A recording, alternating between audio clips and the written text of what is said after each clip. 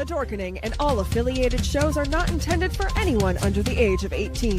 The following may contain discussions or scenes that have adult situations, graphic violence, nudity, strong sexual content, and graphic language. This show is intended for mature audiences only. Viewer discretion is advised.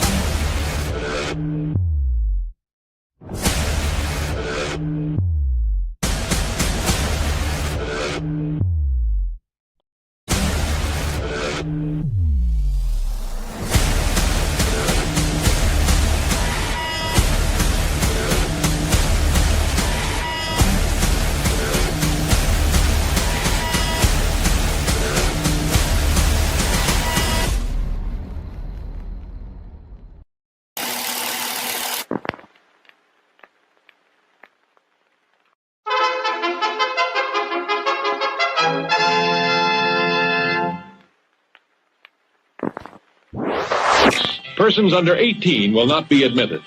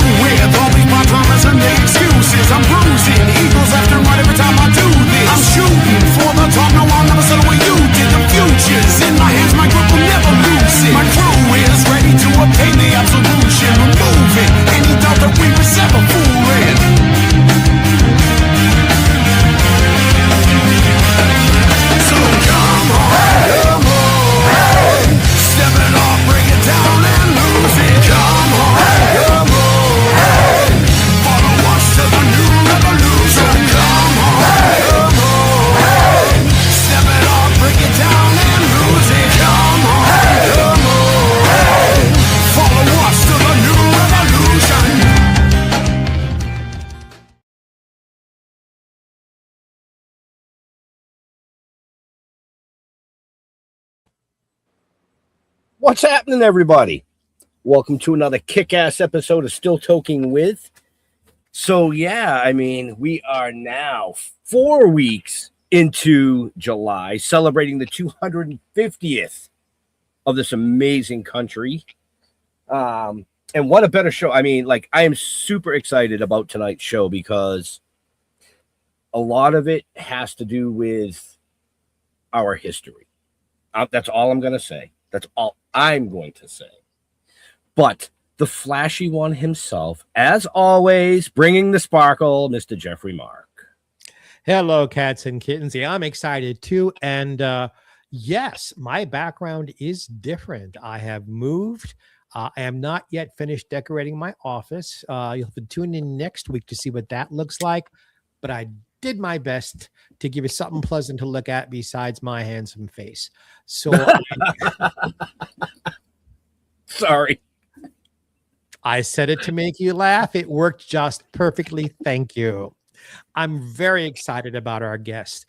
I love history, and you'll know if you're a friend of this show, we love history on this show.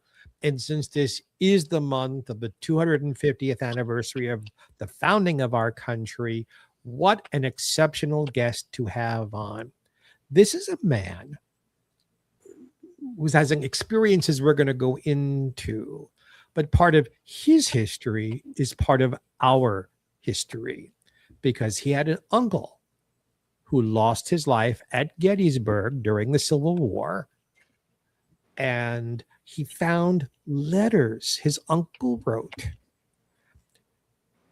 And all I'm going to say about that is he took those letters and used them to find some healing for himself.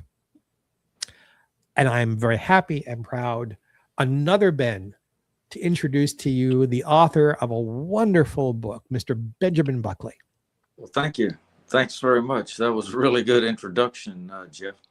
It's nice to be here. Yeah. Well, first of all, I'm going to say I already love our guest because, I share a name with him. But not only do I share a name, our last names both start with B. So the kicker would be, just out of curiosity, what's your middle name start with? K.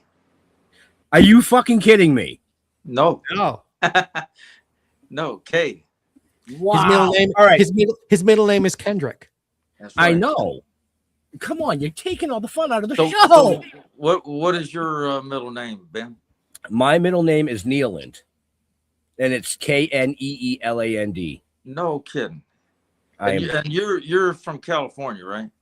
No, actually, I'm from Plymouth. Jeffrey is from California. Oh, okay. Because I was born in California. Where? Yeah. Berkeley. Yeah, I'm in Southern California. I'm in Palm Springs. Okay. So now I really love our guest. Well, thanks. Yeah. The only thing that could make this the only thing that could even make it even better is if he was the third. No. Well, I am in a way. I just don't have the letters there. The three Roman numerals. Okay. Yeah. But I do have Benjamin's been passed down from generation to generation. Yes. It is. It's a generational name. Yeah. So I actually, got it from my dad, who got it from his dad, and I actually passed it on. I have a son who's the fourth. Oh, really?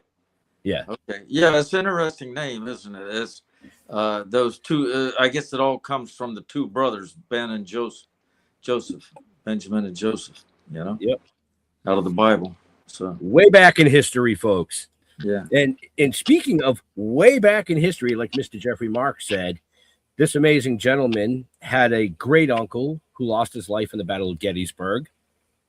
Civil War, American history. What a better way to celebrate the 250th anniversary than just chat about some stuff like this. Mr. Mark, I know you're itching. Go. No, I'm curious. So there's these letters. How did you come across finding letters that an ancestor wrote?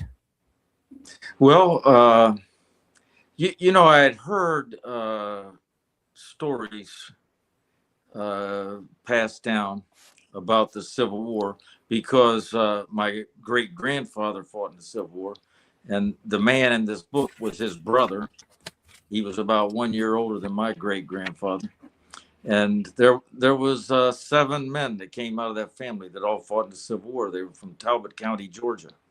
And they all were Confederates. Anyway, I didn't know the letters existed. I had the little photograph of Chris. My mother had passed that down to me. And my mother's a pretty interesting person. My father too. But I wanted to write a book about what I had discovered. It was about 10 years ago. And that was about my encounter that I had no idea. I had, you don't know what you don't know. And so I was in my 60s and I discovered that this abuser that I had that raped me when I was a young kid, about 6. He worked for the CIA, and it was all kind of a chance thing. I never knew who this man was. I always thought he was some bum. He was a bum, but what I did once I found out who this man was, I started doing some investigating, and I thought I should write a book because not only that, my mother was involved with the CIA. I don't know what degree. Well, I'll probably never know the records.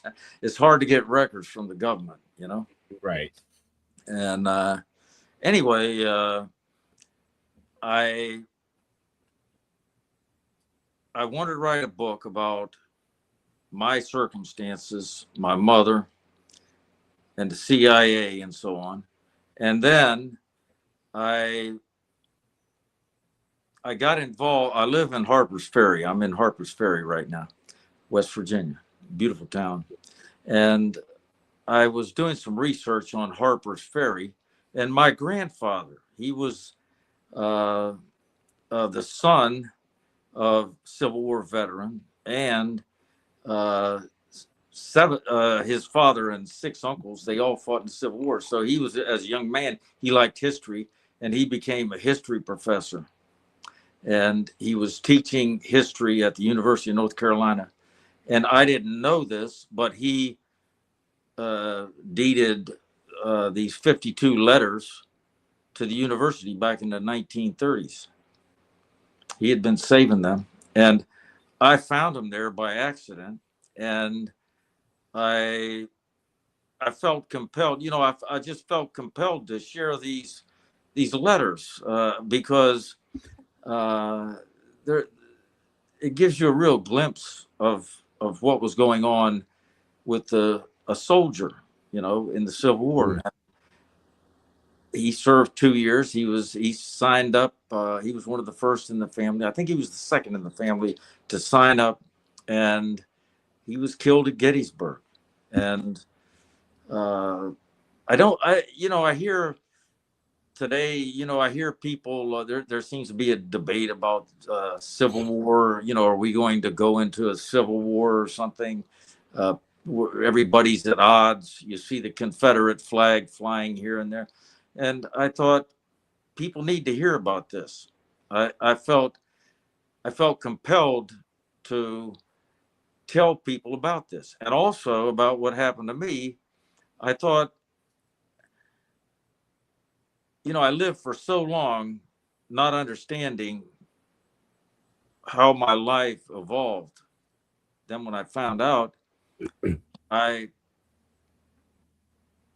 had a dilemma, but I had to tell people about it. I thought if I don't tell people about what happened to me, then I just had to do it. I had to do it. I had to talk about this and about what's going on with these secret programs and so on and so forth. I was just surprised. I didn't know what I didn't know.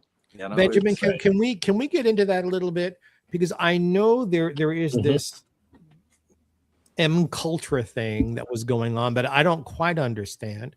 How did someone get access to you to molest you? Well, I don't know. I don't know exactly, but the man that did this, he was a high-ranking official in the CIA, and I probably never even heard of the CIA until I was a teenager, and I never gave it much thought. And I didn't even know that my family and members of my family worked with and for the CIA. I didn't know that. Well, they're not supposed to tell, I guess. Right. But they did. And I'm sorry. You asked me about the perpetrator. Yeah, the perpetrator.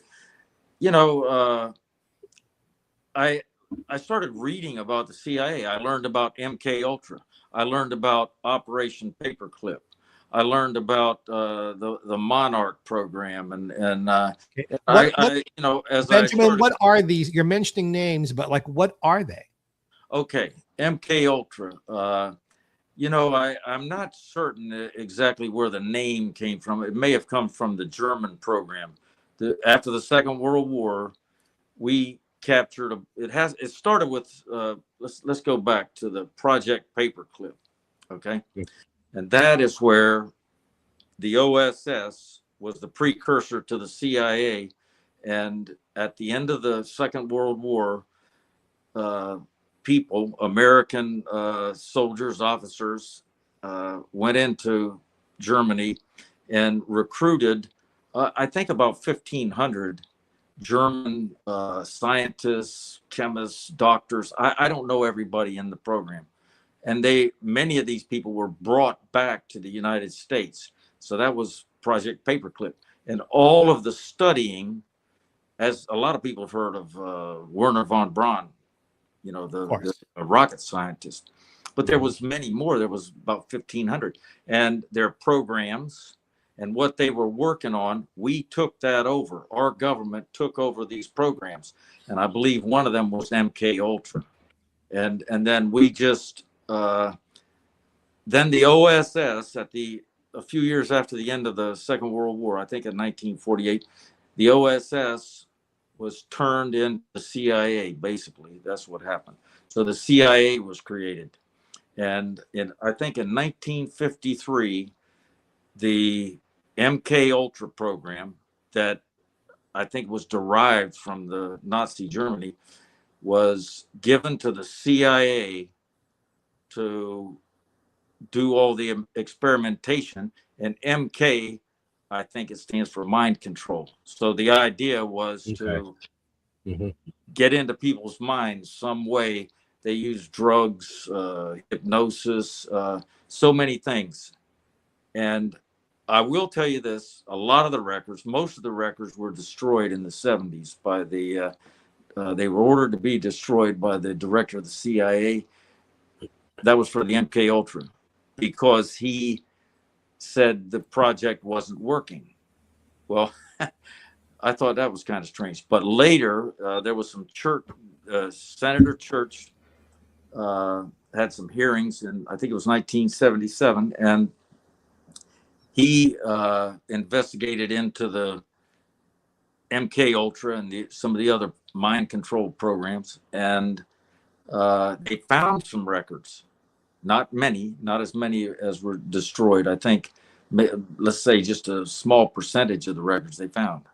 Anyway, it's a very complex web of what the CIA was doing at the time. They were experimenting on American citizens or people in the United States. They were experimenting, to my knowledge, with people overseas, and they had no boundaries. Okay, so they were using sex, drugs. Okay, so you're answering the question I was about to ask. Do you believe the person who I hope is frying in hell someplace, who did this to you, it was done as part of this experimentation, or was this just some guy who was a perv who liked children? Well, I don't know. I don't know. The man is dead. He was in the Second World War, and he had a PhD, I believe. Anyway, his organization was doing things, from what I understand, to children and adults without their knowledge or consent, doing experiments to see if they could control the mind of people. Now, maybe he learned this stuff where he worked, because the CIA was given the task of handling the MKUltra program. So he could have learned this there, and then he was out on his own doing these things. I don't know. Maybe it was part of the CIA. I don't know. I have no idea. I don't think anybody would ever tell me. I don't think I'll find that answer out, frankly. Did your family, parents, know that this happened to you? No, because it was. Let me say this: there was no physical violence, only threats of violence. That's it. A threat of murder, and you can read the book, but he threatened to cut off my penis. Okay, and kill me and kill my parents if I ever said anything about this. I never saw the man after that one day ever. But he probably knew my mother and father. My father went to the same university as this man, and my mother worked with Nazi scientists, at least one, and I think I think my mother had a top secret clearance, okay, and she would have been in the files. They would have known. They wouldn't have placed a Nazi scientist working with my mother without understanding who my mother was. You see? Yes. Right. Yeah. Right. So the man that did this to me could have been the man that was like a handler for the Nazi that my mother was working with. And he would have known. They just didn't bring over these Nazis and let them loose all over the country. I imagine every one of the Nazis that they brought over from that the CIA had a handler. So I don't know how many handlers there would be, but if you take 1,500 scientists and engineers, doctors, every one of them may have had an individual handler, or maybe a handler handled a bunch of them. They had to keep track of them and know where they're at in this country and know who they're working with and what they're doing, everything about them. They kept an eye on them. I guarantee you that. I'm sure they did. On this. Huh? What's that? I said, I'm sure they did keep an eye on them. You know, I mean, from what we know from other guests that we've talked to with the CIA and stuff like that, people of that caliber are usually kept in a box. Not really a box, folks, but we call it a box. It's like it could be a compound where they're allowed to move freely, but they're not out in the general populace. Right. And I, could you imagine if, so my mother was an engineer, mathematician, and she worked at that time, she worked on a lot of different projects. She had top secret clearance, but she worked at the David Taylor Model Basin. And I don't know if they still call it the David Taylor Model Basin, but it's in Maryland, just a little west up the Potomac River from Washington, D.C. And that's where that one Nazi, I call him a Nazi, German scientist worked with her. And I'm sure that everyone that worked with that German scientist was on the list with the CIA. I don't see why they wouldn't do that. I don't think they would let them loose. We talked off camera, folks, before the show started, and I told Benjamin that I also was molested as a child. I think our friends out there would want to ask you, putting the CIA aside for just a moment, how did you handle,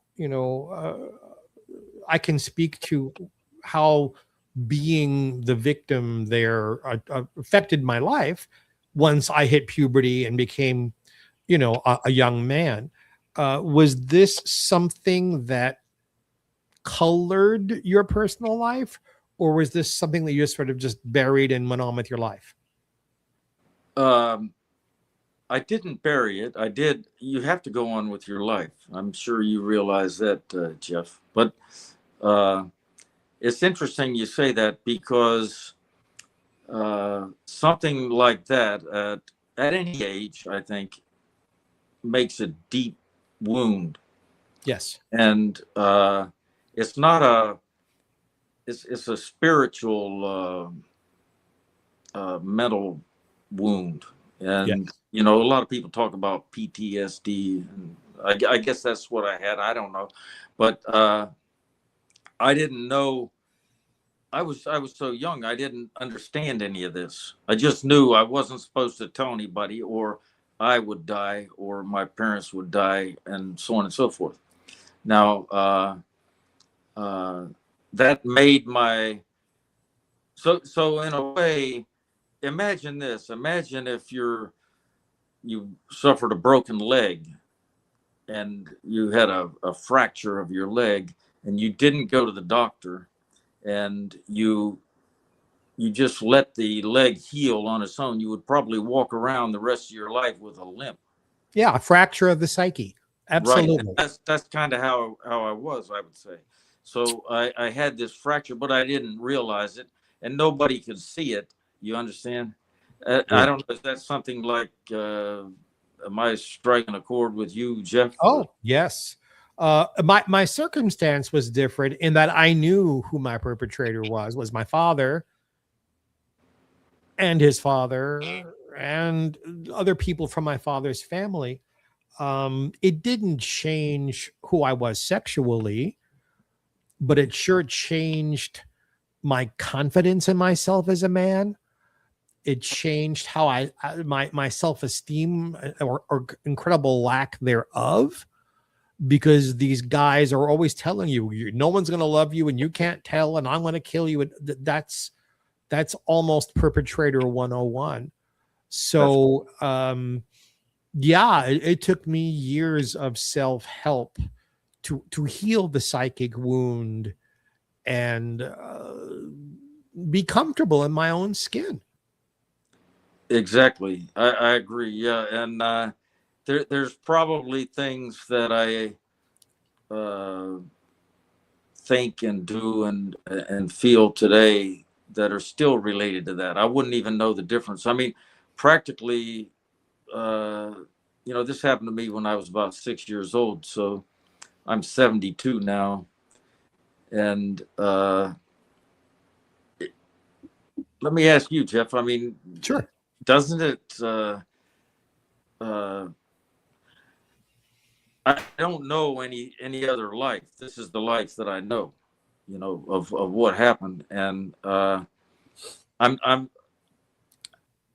glad that I got away from this guy, and I'm glad that I've worked this out. And I had to write this book and talk about it, but it's difficult to know just how deep and how much this affects you. Does that make sense, Chuck? Because when we carry secrets, it affects everything. It affects everything. Everything, yeah. Including, and if you're not comfortable talking about sex stuff, I'll talk about it, including the idea that it was okay for me to enjoy sex, that I wasn't just there for someone else's pleasure. I was 30 or something before I went, wait a minute, I'm half of the equation here. I'm supposed to have fun. Yeah, that's right.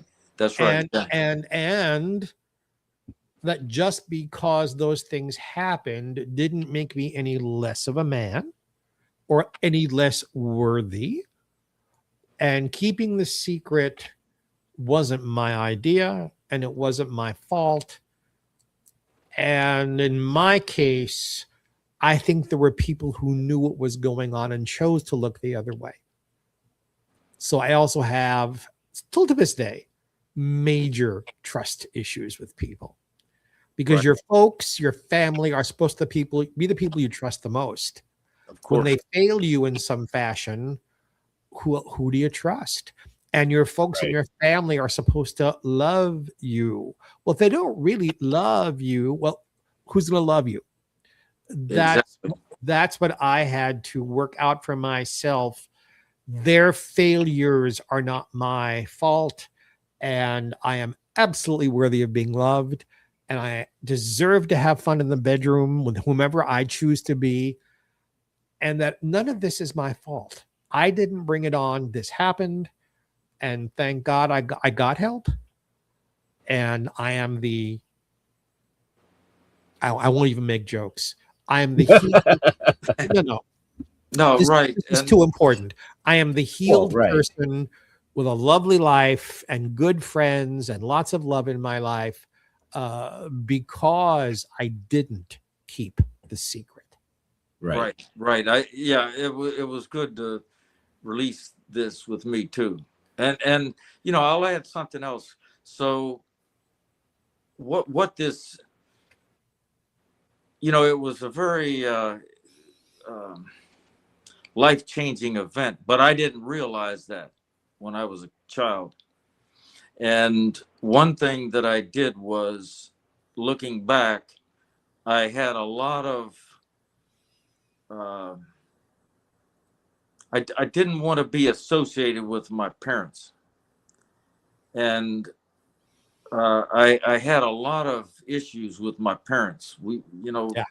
Yeah. And looking back, I think that was a protective thing. I didn't, what child wants their parents to be killed?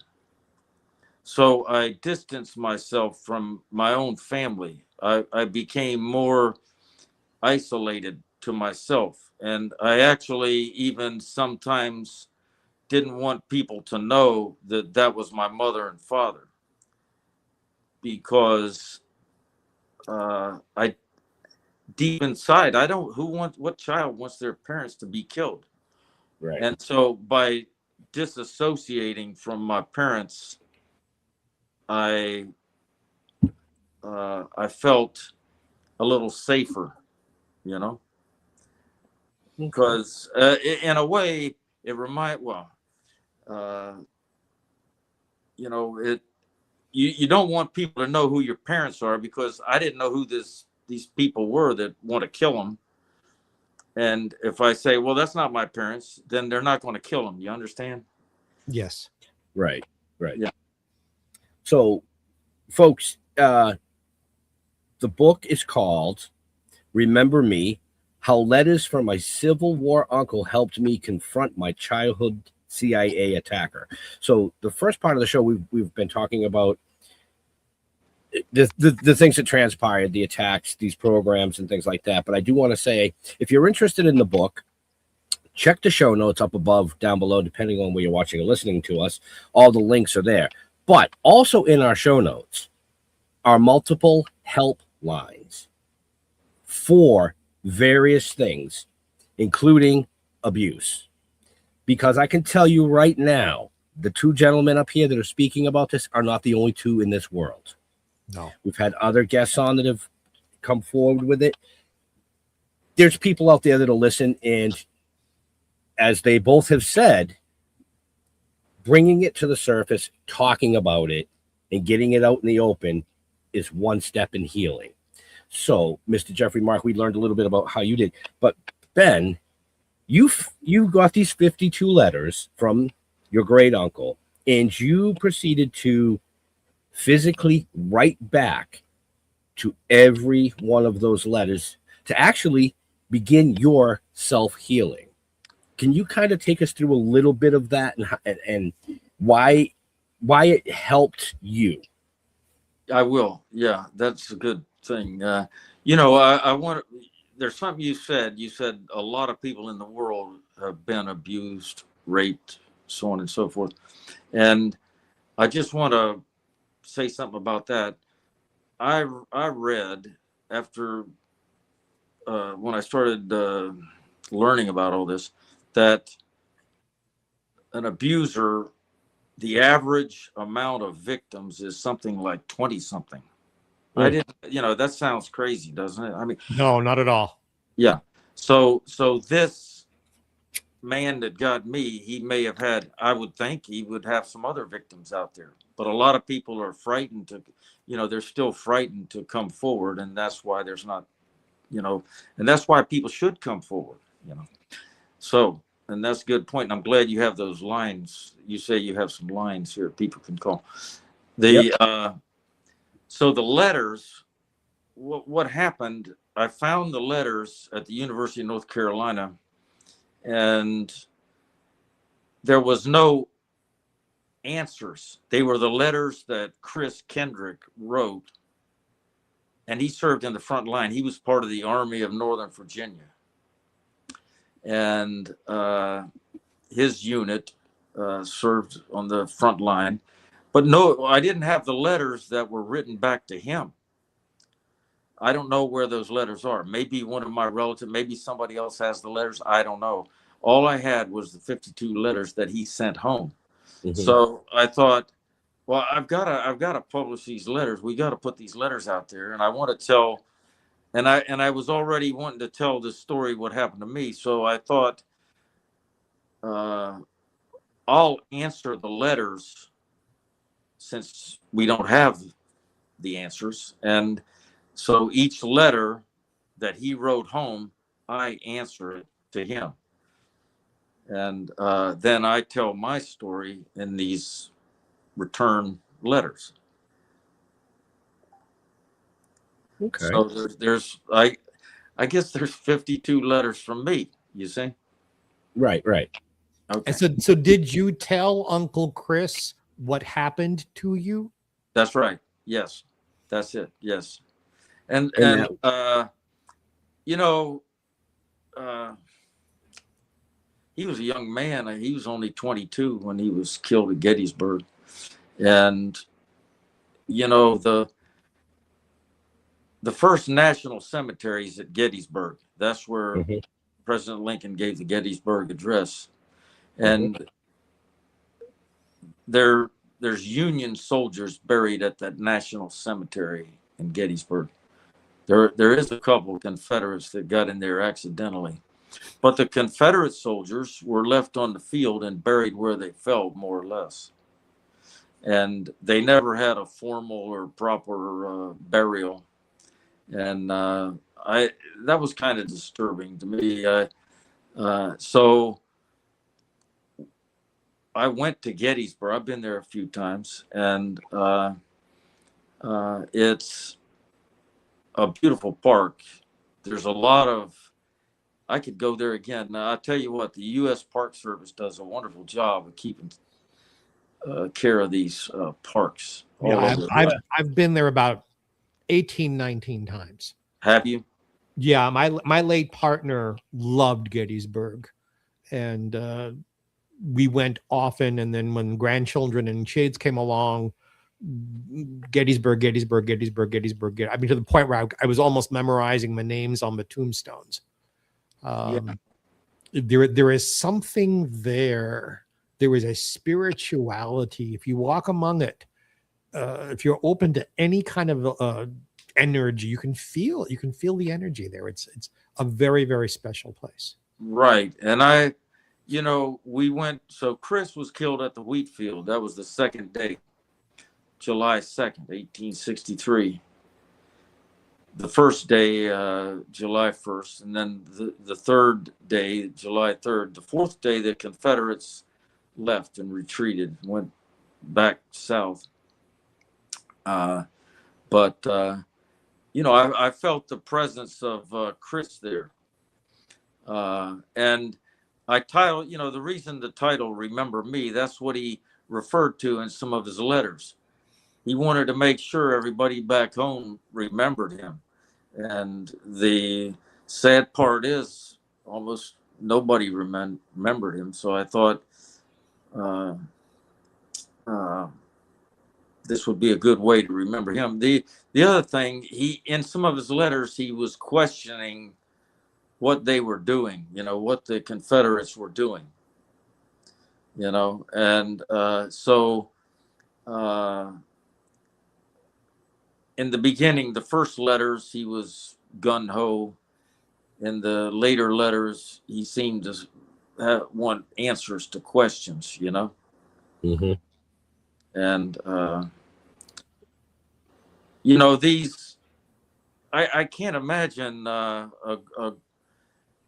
were all Americans. Right. They're all Americans. And Absolutely. so some in the South said, oh, let's go up here and kill the ones in the North and vice versa. And no question about it. Many of these men that met on the battlefield didn't even know each other. I can imagine, and they're shooting and chopping up, and what an awful mess. The Wheatfield battle was one of the bloodiest battles in Gettysburg, and the men were killing each other with nothing to gain. There's nothing to gain, you see. No. Which is what most of war ends up with, nothing to gain. I'm a pacifist, forgive me. Just war as a subject makes no logical sense to me. Yeah, exactly.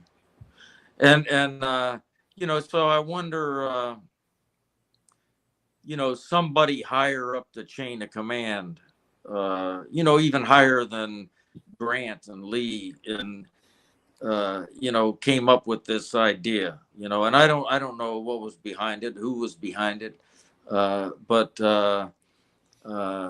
there's not a lot written about the people who made all these decisions. You hear about Lee and Grant and so on and so forth, but I got to always wonder, who are these people that made these decisions that cost, we lost something like 600,000 people in the Civil War, and loss of property, and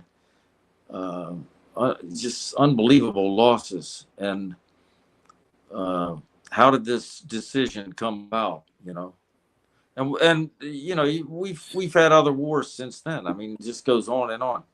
And what's the point? But people do profit. There you go. That's the answer.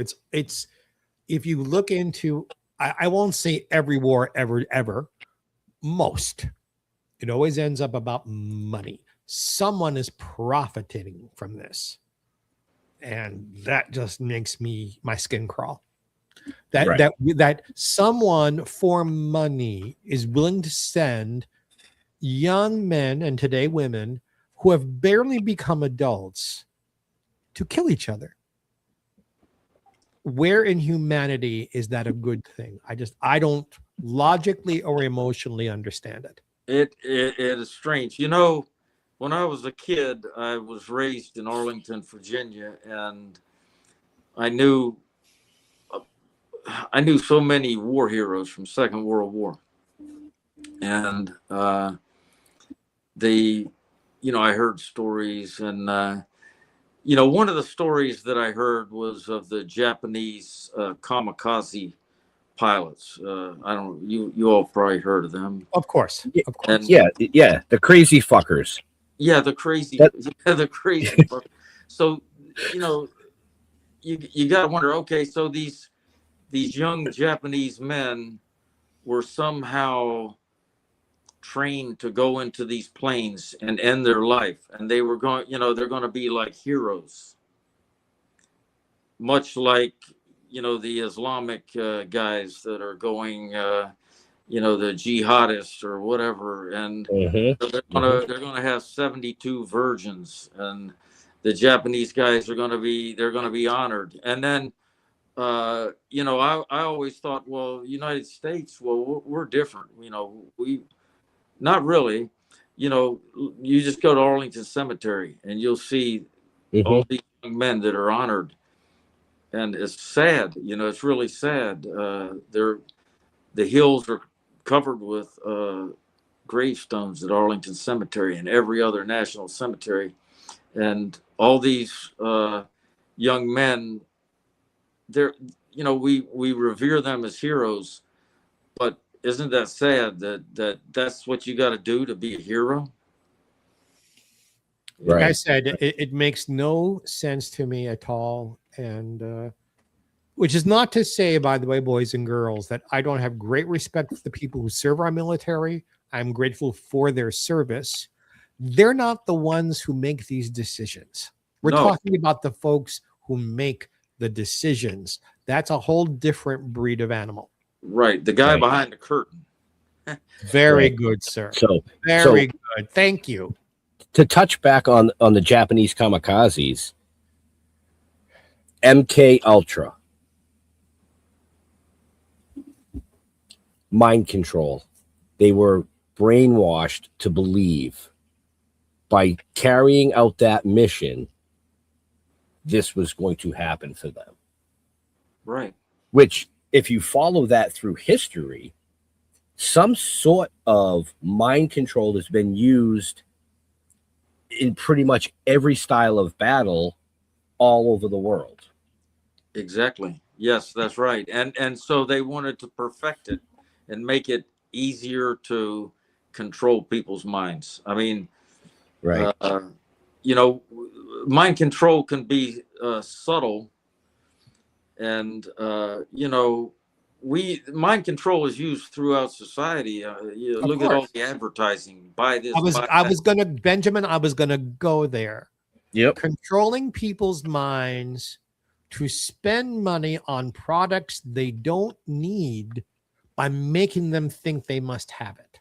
Right. Exactly. Right. And I read a lot about Edward Bernays. You know, he was nephew of Sigmund Freud, I believe, and he used psychology to sell things, including war, I believe. Yeah. One of the things I learned in a class in college, which shocked me, first of all, that it was a female doctor professor speaking this, but also the concept. She said, look at any advertisement for, and I won't use the name of the product because I don't want us to get a cola drink product. Right. She said, look at any of the ad campaigns back when print was a big deal. If you look very carefully, they have subtly insinuated in the ice men and women having sex. Oh, really? That your subconscious mind sees it and wants the product. Right. Right. That's right. Yeah. I say it all the time. All the time. You do not have to throw it in someone's face, because as a human populace, as we read something or if we look at something subconsciously, we're picking up on the hidden detail in it, and that sparks something. It does. Yes. You know, I use it in our comic book writings, because myself and my other business partner have a novel series and a comic book. We use companies to fund that, and subconsciously, as you read through it, on the T-shirt is a company. That's right. Or on the building is a company. Exactly. Or a product. Right. It's called product placement. Yes. You know, product. Yep. Exactly. Product placement. You know, you're watching your favorite TV show, and they pick up a can of cola. Right. Then, you know, oh, well, you know, he's drinking it, so I've got to have it. It's subconsciously, as a populace, that's how we are. That's why we're wired. If you look at classic old TV and films, right, the brand name is always blocked out. So you can't, I mean, if you know the product's signage a little bit, you can kind of, oh, it's that product. Yeah, right. But they used to purposely block it out, because unless they paid for the spot. It used to be illegal to do that. Oh, it used to be. Not anymore. Now you can do whatever the hell you want. Really? So the products probably pay for that. Oh, look at any film. Look at Spider-Man. He's flying through New York, and there are billboards, and every single one of those things is paid for. Yeah. Right. Papa John's Pizza. Yeah. Exactly. Right. Sorry, I couldn't resist it. No, it's absolutely true. But you know, so to get back to you folks again, if you want to order the book, or if you want to know more about Benjamin Buckley and his journey, check the show notes up above, down below, depending on where you're watching or listening to us. It's all there. And I am going to strongly suggest that you pick up this book, because it has a twofold. Not only will you experience some letters that were written over 162 years ago, you're going to experience one man's journey of self-healing from abuse. Twofold. Thank you. Yeah. There's not a lot of books like that out there. Benjamin, was there one letter specifically that kind of turned the key to open a door for your head? Well, you know, toward one of the, maybe it was the next to the last letter that Chris wrote. He you know, he's been raised in a Christian home, so the golden rule, I guess, was prevalent, and he's questioning, is it bad to kill these Yankees? And then he rationalizes something to the effect that they're trespassers, and they're usurping the rights of the southern states and so on and so forth. And so he rationalizes that he should cut them down like wheat before the scythe. And I thought, that's how he died. You know, he died in the wheat field. He got cut down in the wheat field. And he is so eerie because he almost, in a way, predicts his own demise. Right. You know, and that really held. You know, I think about that often. You know, and you know, I read other accounts that other people wrote about the wheat field. One of them was George Hillier's account.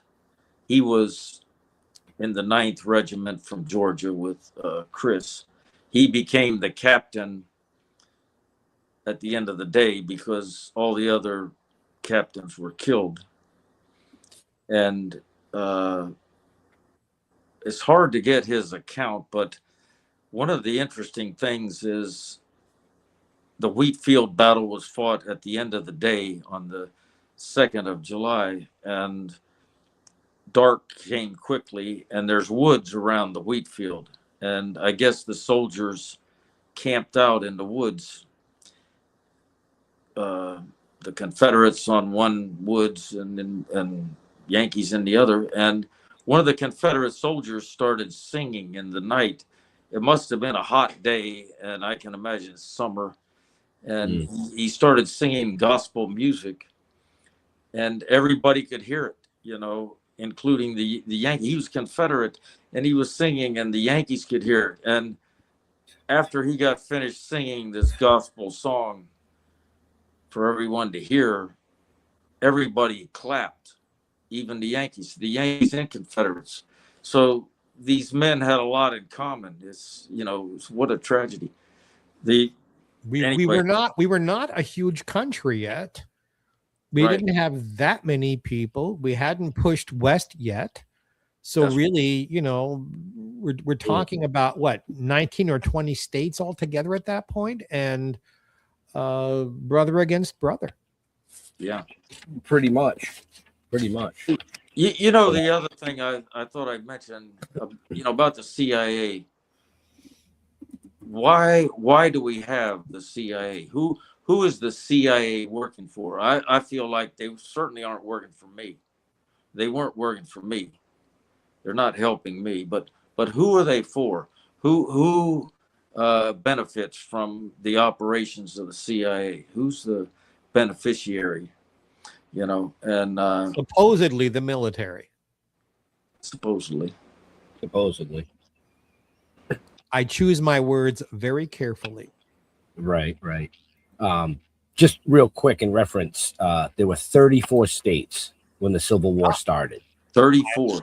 I apologize. Yes. Nope, that's okay. 11 for Confederacy and 23 states that were loyal to the Union. And then they had, you know, slaveholding border states is what they call them and stuff like that. But, you know, that's a whole different program in itself. I do find it slightly amusing, Benjamin, that you refer to the Union people as Yankees. You're still well, yeah. Well, you know, when I was a kid, I was really I studied the Civil War. I thought it was a great thing and all this, but you know, I was just a kid, and what a tragedy. I spent 7 years of my life living outside of Baltimore in Maryland, in Baltimore County, little nothing town called Randallstown. Okay. But surrounded by Civil War stuff. And what, even in the 1960s and early 70s, the prevailing angers and mixed emotions of people, because Maryland was kind of like right in the center of around all of that. Well, Maryland was a slave state, but they didn't secede, and so was Delaware. Right. Yeah. But there are so many people still 100 years later conflicted about it. Some very staunch Confederate people, some very staunch Union people, and a lot of people like in the middle, not knowing what to believe or how to relate to all the history that was jammed down our throats in school about this. It's why I know so much about it, because I don't know very many other places where the Civil War was taught so intensely because of Maryland's strategicness and close to Washington, D.C. and on the border and half this and half that. Well, one of the big battles was fought there, Sharpsburg, Antietam. Absolutely. I was going to say that. Antietam, absolutely. I've been there. Yep. Yeah. It's why I was in Gettysburg so often, because that's where I was living. Right. Yeah. And it's why I've been in Harper's Ferry, because that's where I was living and I've entertained in Harper's Ferry. Right. And, you know, I ran into a man just a couple years ago. He called John Brown a terrorist, you know, and in a way that may have been part of the start of the Civil War, John Brown's raid on Harper's Ferry. Yeah. Yeah. And I mean, yeah, you could say he's a terrorist, but on the other hand, people that own people, slave masters, would be terrorists too, by that definition, I'd say. By that definition. Yeah. You know, but I will go on camera. I am against any form of slavery. And I think Jeff thinks slavery was like one of the most wrong things we've ever had in human history. Of course. Oh, yeah. And it didn't start here. No. That's the thing. You know, you can go back through the sands of time and there was always some form of slavery. But what it did to this country is make this country what it is today. A lot better. It's not perfect. Not by any stretch of the imagination is this country perfect. But with every generation, you can see it slowly getting better and better and better, because at the end of the day, we all fucking bleed red. It's that simple. I don't give a shit what color your skin is. That's how I was raised. You know, it doesn't matter. And you know, you said red blood, and in the book, I mentioned something. War is nothing but red blood and red ink. That's it. Yeah. Red sky at morning. Right. I mean, it's that simple. We are getting close to time with our guest folks. So, you know, I just want to throw Mr. Mark, do you have a last question that you would like to ask our guest? If you come across another human being who was molested as a child, and you have the chance to say something that might help them, what would you say? Well, you said it before. It's not your fault. I think that's important. But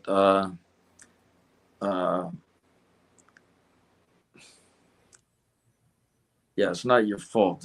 There's nothing that you did, and I think that's probably the most important thing, Jeff. I agree. Yeah, and I didn't mean to put you on the spot. I was just giving you a chance. No, that's a great question. I mean, like I said before, if the populace thinks that these two gentlemen are the only ones in the world, then they're fucking brainwashed. They live under a rock. I will share. Help us out there. I will share quickly, because sometimes it is nice to know that people don't get away. When I was, I guess, around my late 20s, this happened without my knowledge. My father molested the wrong child, and the child's father and uncles, from what my mother told me, found my father and beat him to within an inch of his life. And when she finally told me that about 10 years later, unfortunately, my answer was, cool. Yeah. Sometimes karma is beautiful. Right. Karma will always come back to bite you in the ass. Right. And no pun intended by that. No. I really only have one last question for our guest, and it's only because I've been eyeballing it through the whole show. After I told Mr. Mark, don't worry, if somebody's looking behind you, they're not watching the show. there is a picture over your right shoulder hanging on your wall. Yep. Yeah. From here, it looks like it has maybe some trees. It almost looks like a house, like a hand sketch. It is. It's Williamsburg. Yeah, that's a beautiful town right there. It sure is. Yeah. Yeah, I think that's the governor's palace. I can see it over your shoulder, and through the show, my eyes go to it. And I'm like, wow, that is really cool. I like art and mostly hand sketched style stuff. Now that you've identified it, I can see it. Yes. Yeah. Right. Yeah, right. That is really cool. That is really cool. Everybody should go there once. I agree. Place. Yeah. No, absolutely. And Harper's Ferry. I think all these places of American history. Yeah. If one has the time and the money and the ability, we should visit these places. Maybe not to necessarily honor all of them, but to take in the history. Take it in, absorb it, and know That's it, right. and see it, that it's right. real, it happened, and I think it's good for the soul. Right. And I really, especially Harper's Ferry, I think it's one of the most important small towns historically in our country. I agree. Maybe the most. And it has, you wouldn't believe people come from around the world to go to Harper's Ferry. I see them every week. I believe you. Their languages when they're walking around. Right. I'm curious. I mean, is Harper's Ferry today much like it was 50 years ago? It is. The lower town is all owned by the national park, and all the buildings have been restored, and just like it was when John Brown's raid took place. The armory's gone. That was burnt by the Confederates, I believe. But yeah, I wasn't around for that. I'm just curious if it looks the same as my memory of it from when I was a young guy. Yeah, I'm sure it does.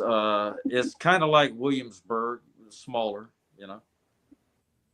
Yeah. So, folks, go to these places, and also, folks, buy this man's book. Absolutely, 100%. Yeah. I want to say, as we push through the month of July and we celebrate the 250th birthday of America, I'm from Plymouth, Massachusetts, south of Boston, where 251 years ago, Paul Revere took that ride. That's right. Then we fast forward ahead to our guest tonight a little bit. And 162 years ago, we're talking about the Civil War. Our history has such an amazing history. Yeah. Our country has such an amazing history that you got to remember it. Teach the younger ones about it. Right. Don't let them just sit there on their phone and watch fucking YouTube. Yeah. Teach them about American history. Right. Take your kids to these towns, these parks. Right. Yeah. Take them to, Paul Revere's statue and explain. Take them to Gettysburg, and I say Gettysburg because I love history. I love military history. I'm very big into military history, and Gettysburg was the bloodiest of all battles. Take them to Salem. That's on record. That's on record. Let's put it that way. I know there was a couple others that were pretty bad. Yes. But they never made it to the record, and they never made it into the history books, unfortunately. So we want to thank our amazing guest for taking time out of his schedule to talk about his book, things that have happened, his self-healing. Check the show notes. His links are there. One of the things at the end of the show, Ben, is are you active on social media? And if you are, where do you like to interact with people? Like Facebook or Instagram, or do you just stay away from all of that together? Well, yeah, I kind of, You know what? I'm not that good and versed in that. I've gotten the computer down pretty good, but I'm not. You know, I really don't understand all that, and I'm trying to learn it. Okay, so Right. So, with that being said, folks, just check the show notes. There's links there to what we could find about this amazing gentleman, and there are links there to his novel. So, go fucking buy it. That's all I'm gonna say. That's Yeah. it. thanks That's a it. lot. I'm dropping the F-bomb right there. Just buy it. Yeah. You know, Mr. Jeffrey Mark, where can people find you? Those of you who are watching, Jeffrey Mark, as my name is spelled down there below on my right or your left, however you're looking at it, or GeoffreyMark. I'm there on Facebook, Jeffrey Mark Showbiz on Instagram. And say, if you had a good time, and how could you not have a good time? This was a great episode of our show. Ben and I do another show together. It is a music show. My hat keeps falling off my head, called GPE. Jeffrey Mark Plays Ella. And every Sunday we release an episode where I play Ella Fitzgerald's music on a theme and give you insider stories about the music and the songs and the albums. And of course, Miss Ella, and Ben is my wonderful producer for that. So if you liked this, go look at that.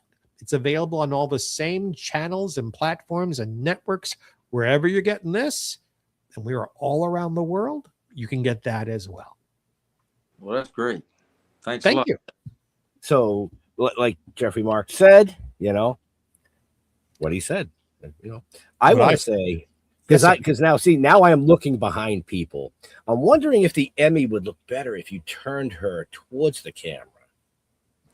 Emmy has a broken wing. That's why, that's why she's facing the way she's facing. So you can't The see one winged angel. I know. Look, it was a long time ago, and I've moved too many times. What can I tell you? It's all good. It's all good. So, in all seriousness, folks, we want to thank Benjamin for coming out here, telling his story, talking about the book. Hopefully, you enjoyed the show, because I certainly did. I absolutely did, because Me too. I love the history of this country, and well, I love history in general. But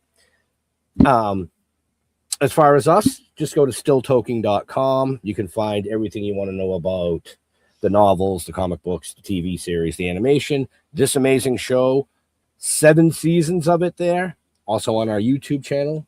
Like it, subscribe, Still Toking Productions.